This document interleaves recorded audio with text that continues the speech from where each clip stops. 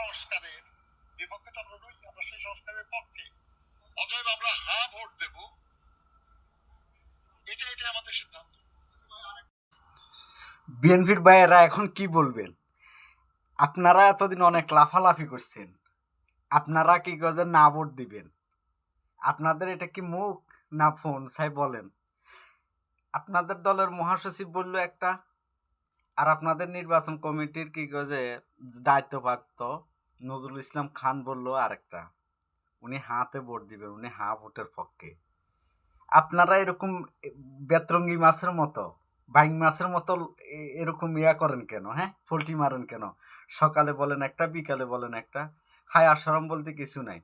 বাংলাদেশের মানুষের ফার্স্ট কি সেটা আপনারা বোঝার চেষ্টা করেন না। এতদিন পর্যন্ত যেটা বলছেন, এখন কোন দিকে যাবেন? আসলে আওয়ামী লীগের মতো বিএনপিও কি গজে বেশরম হয়ে গেছে।